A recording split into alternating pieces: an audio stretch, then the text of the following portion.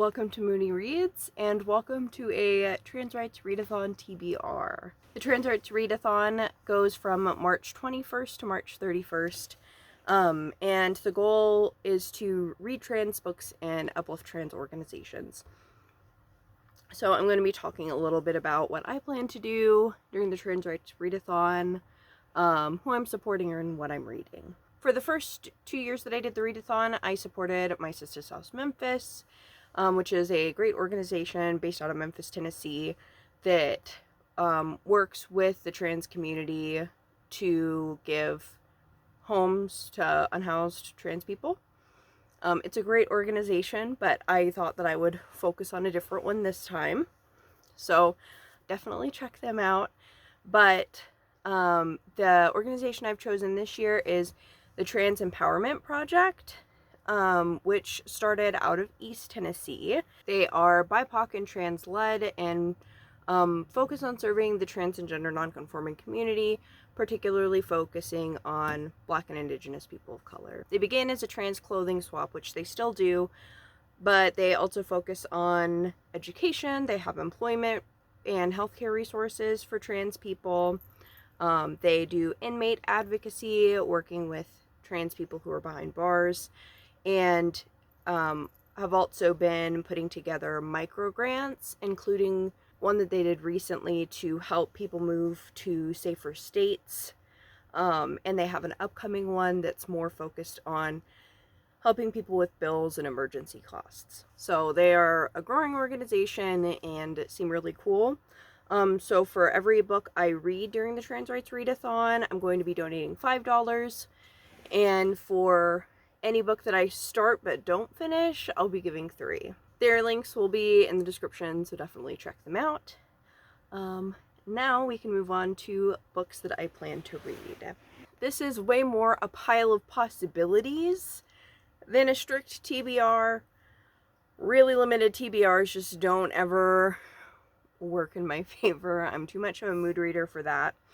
But I have a selection of graphic novels, regular novels, memoirs, and then a variety of nonfiction. Starting with graphic novels, I have Kay O'Neill's newest release, A Song for You and I.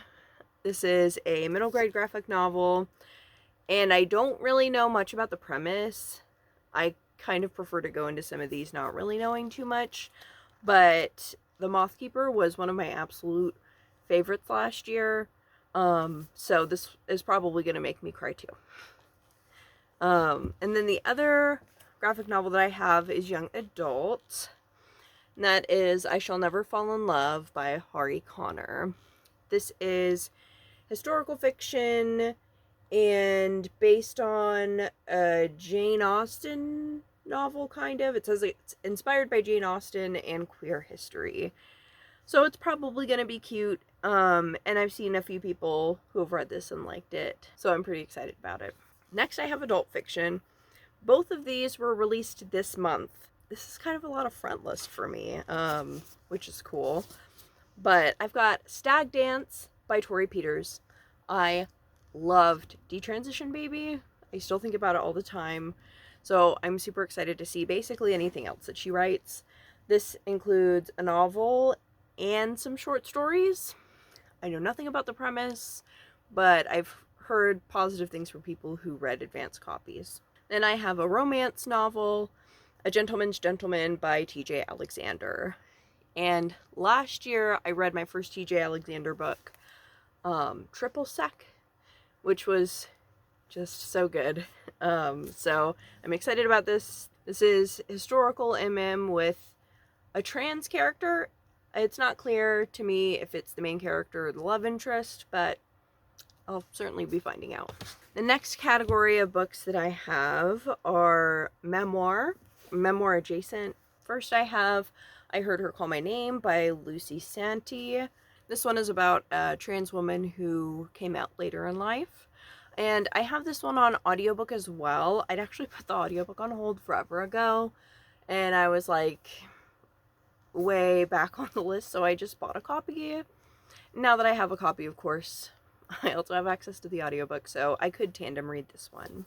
I have another 2024 release, Pretty by K.B. Brookins, which is a memoir of a black trans masc person. It's described as a fierce and disciplined memoir about queerness, masculinity, and race. And the last memoir that I have is a little more backlist. This one is an anthology, and I'm pretty certain most, if not all of these, are about personal experience, which is why it's in this category. But that is Trans Love, Radical Sex, Love and Relationships Beyond the Gender Binary. Then the last category that I have is the biggest.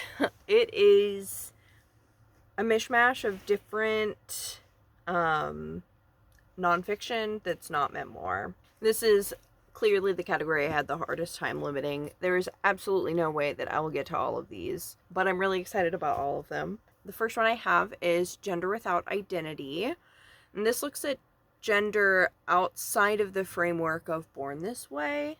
So looking at how kind of personal experiences, environment, and different things like that, trauma even, can shape people's experiences with gender. This one sounds so interesting, especially because a big part of my research in grad school was surrounding identity creation and different identity development models, particularly for queer and trans people.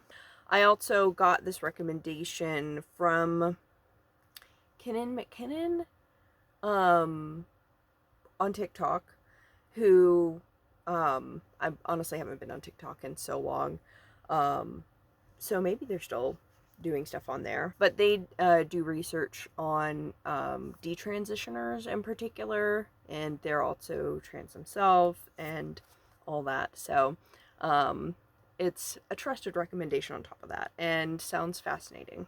After that, I also have Trans Femme Futures, Abolitionist Ethics for Trans Feminist Worlds. I feel like the subtitle kind of tells you everything about it, but a couple of lines from the back.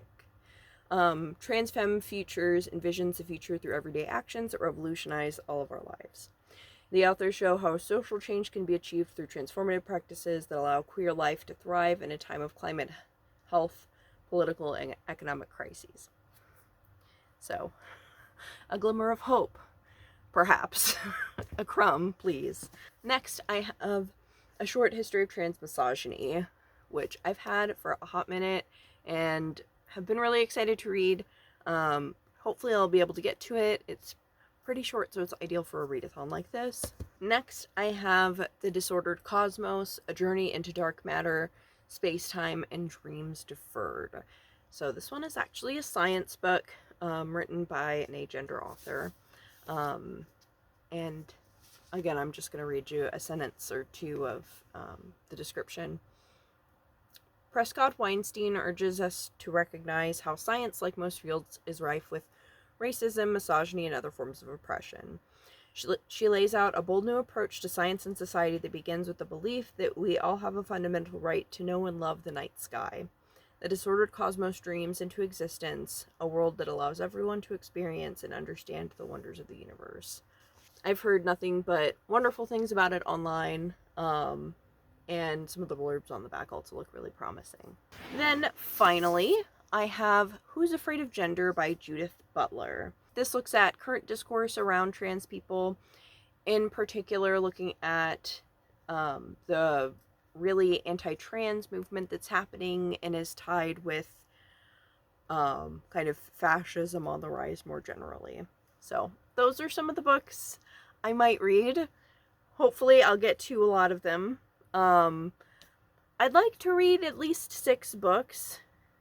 I think that's reasonable, especially since 2 of the books that I have as options are graphic novels, which I can read in like probably a sitting, and I do have an audiobook in the lineup.